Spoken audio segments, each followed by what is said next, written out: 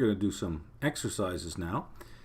And for this type of course, for any accounting course, in fact any course with numbers, you can't do well without doing problems, without going to the problems and doing them. You simply can't. You can't just read the chapter and say, I'm just going to ignore the problems. In fact, you would be further ahead as a learner doing the problems at the end of each chapter and not reading the chapter if you were going to eliminate one of them. I don't suggest that. I say you do both.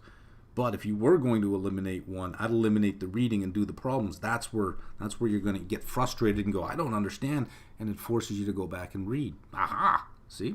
So let's start. We'll start with exercise 2.1. And here we're classifying manufacturing costs. And it is learning objective number 1 if you're following along. And if you have the 10th edition, you're on page 49. So we're classifying manufacturing costs. So before we go any further, let's see if we can remember what our manufacturing costs were. Let's write this down, manufacturing costs. And there were 3 of them. Can you remember what they are? We'll just put them in initials here. We have direct material, we have direct labor, and manufacturing overhead. And we have non-manufacturing costs, and we have 2 big categories there. We have selling and we have admin. And we know that our manufacturing costs are called product costs. We'll write that down. And our non-manufacturing costs are called period costs. Now, you see what I've done? I've answered every question. As I read each of the questions, none of them should stump me now because there's my little cheat sheet on the corner, right? Well, let's find out if that's true. Let's read the question and see what it's asking us. The costs below all relate to Sounds Good, a company based in Alberta that manufactures high-end audio equipment such as speakers, receivers, CD players, turntables, and home theater systems. The company owns all of the manufacturing facilities.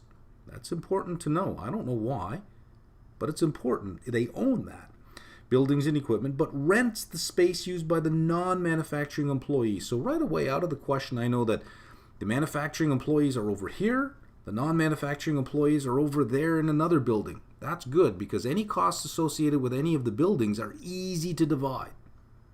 Now, if the administrative, sales, and production staff were all in one building, well, then now I've got to get into details about, well, how much of the square footage is attributable to manufacturing, how much of it is attributable to the front office. When they're in separate buildings, costs are easy to track.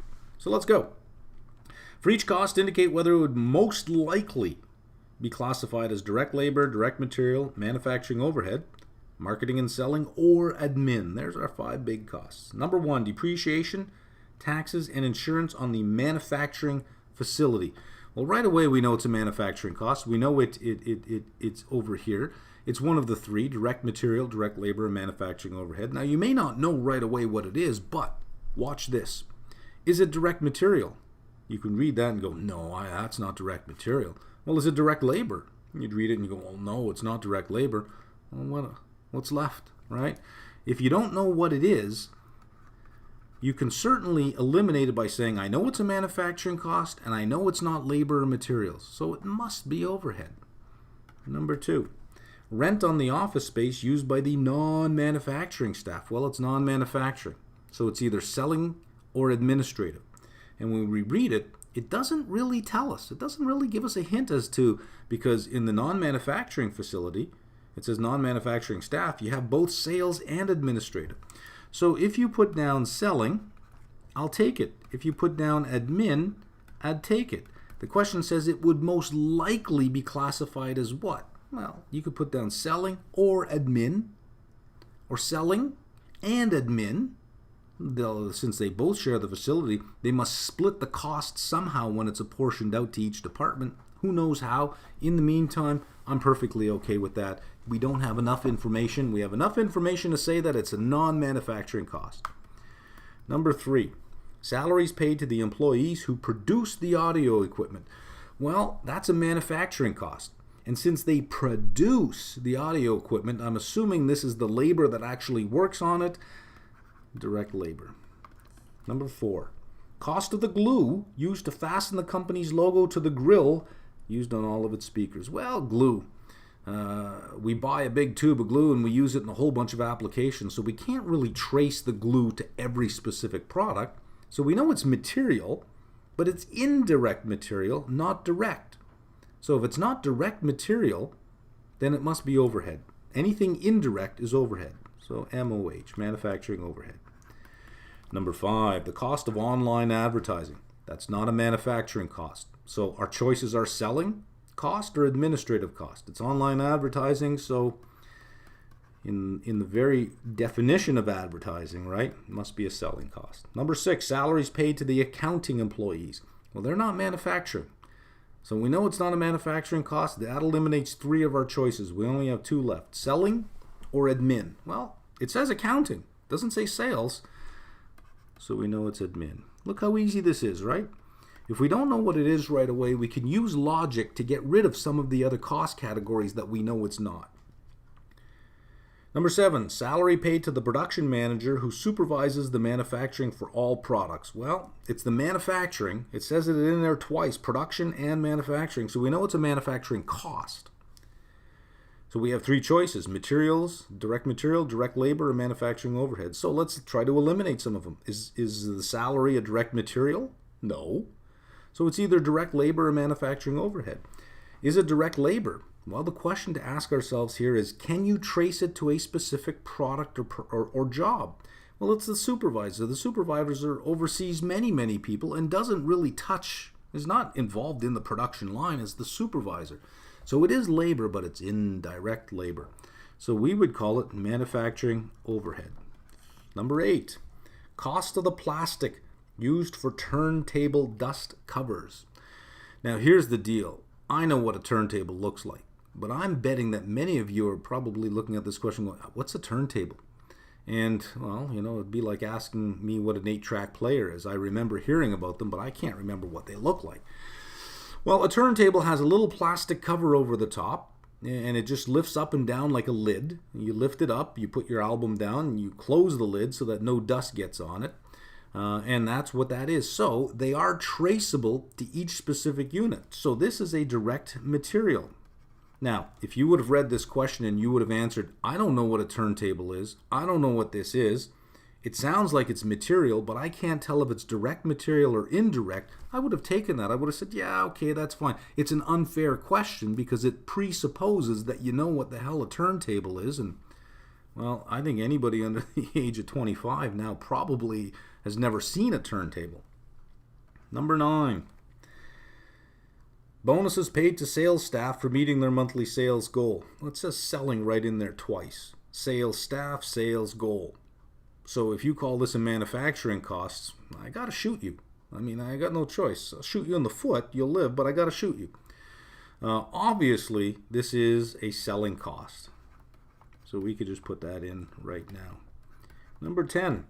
Salary paid to the manager of the human resources department. Well, we know that's not a manufacturing cost. It's a non-manufacturing. So our choices are simple. Is it a selling cost or an administrative cost? Well, it doesn't say sales in there anywhere. It says the human resource department, HR. That's got to be admin. So we'll put down admin. Do you see how easy this is? I took long to go through it because I'm guiding. I'm not just answering them. What's the point of answering them? I may as well just hand you a piece of paper, say, here you go. Just guide you through it. But overall, the logic isn't that difficult. Let's move on to our next question. We're going to do exercise 2.2. And exercise 2.2 is going to cover off our next learning objective, which is learning objective 2. For those following along, in edition 10, I'm on page 50. Let's read our question. Classification of costs as period or product cost, it's asking us. So, before we go any further, let's recall what we have. We have period costs and we have product costs. Can you remember the difference? That's right. Period costs are non-manufacturing costs. Product costs are manufacturing costs. And non-manufacturing, we have selling expense and we have admin. That's it. In manufacturing, we have direct material, direct labor, and manufacturing overhead. There we go. That's it. And all it's asking us to do is classify costs as either period or product. It's not asking us to go any deeper.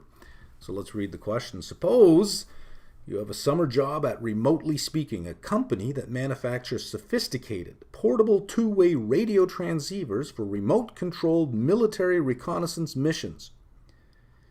Now that's a really specific question. You read that and you think there was no need to be that specific, I think. The company, which is privately owned, has approached a bank for a loan to help finance its tremendous growth. The bank requires financial statements before approving such a loan. You have been asked to help prepare the financial statements and are given the following list of costs. Required, classify the above costs as either product or period. Well, here's what we're going to do. Here's how it's nice and simple. We're going to go through this list and we're going to ask ourselves one simple question. Is this a manufacturing cost?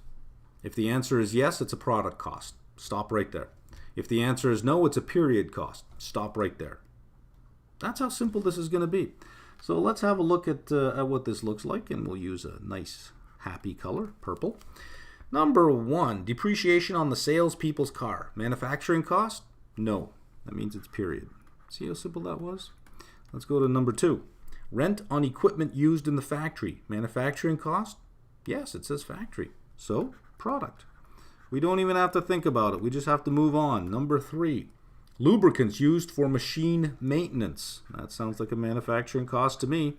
Indirect, but still, it's a manufacturing cost. Salaries of personnel who work in the finished goods warehouse. What do we do here? What do we do? Finished goods. Some of you are probably tempted to say, aha, there's a product there. That's a product cost. But let's be careful. Think about a merchandising company. It buys something, boxes come in the back door and they go out on the shelf. And we have a cost, an invoice cost of buying that product. Well, no matter how many times we move it around the store, it doesn't change the fact that we paid a certain amount for that product. We can't keep increasing the cost of our inventory just because we move it around. Well, it's the same with manufacturing. Once it leaves work in process and enters finished goods, it's as if it were purchased. It's as if it was a merchandising company, right? Because remember, what comes out of finished goods inventory is called the cost of goods manufactured. And they go into finished goods. Now, once they're there, if you keep moving them around, you can't keep raising the value of your inventory just because you're moving boxes around. So it can't be a product cost because we can't add it to the cost of the product. So if you had read the chapter carefully, you would have found that as soon as the product enters the finished goods warehouse, that's it. It's no longer a product cost. All costs of the finished good warehouse and shipping and receiving, all that is a period cost. So see, you learn even more when you do the exercises. Number 5. Soap and paper towels used by the factory workers at the end of the shift. Well, it's in the factory. It's supporting the factory workers. So it is a product cost. So we'll put down product cost. It's in manufacturing overhead. That's not what it was asking us, though. We just had to stop at product. We didn't have to classify it any further. Number 6, factory supervisor salary. Well, it says factory right in there. Product cost. Number 7, heat, water, and power consumed in the factory. It says factory right there. So it's a manufacturing cost, so it's a product cost. Number 8, materials used for boxing company products for shipment overseas. And it says in brackets, units are not normally boxed. Well, if they're not normally boxed, that means this boxing must be going on after they're built and in the finished goods warehouse, which means it's a shipping cost. It's not a product cost, it's a period cost. Again, you didn't have to know about shipping and all that. You just had to answer the question, is this a manufacturing cost? If the answer is no, it must be a period cost. Number 9, advertising costs. Well, that's not a manufacturing cost. So I know right away it must be a period cost. Number 10, workers' compensation insurance for factory employees. Well, that's a cost of making something. That's a manufacturing cost, so it must be a product cost. 11, depreciation on chairs and tables in the factory lunchroom. Another tricky one, right? This is not it's in the factory, but it's the factory lunchroom. The lunchroom has nothing to do with making the product, right? Well, no, we wouldn't call it direct material or direct labor, but we would call it manufacturing overhead. It's in the factory, The workers got to have lunch somewhere. You got to provide them with facilities, which means it's part of the cost of making that product. You can't just say, look, there's no lunchroom. You got to go sit outside on the road. It's a product cost. Number 12, the wages of the receptionist in the administrative offices. Well, that's not a manufacturing cost, which means it's a period cost. See how simple this is? Nice and easy. Couple more. Stick with me. Cost of leasing the corporate jet used by the company executives. Nice. What business are they in? Oh, yes. Remote control military reconnaissance.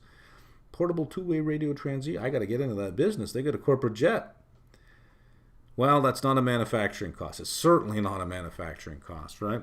So we would call that a period cost. Number 14. The cost of renting rooms at a British Columbia resort. Wow, these people are living it up good, right?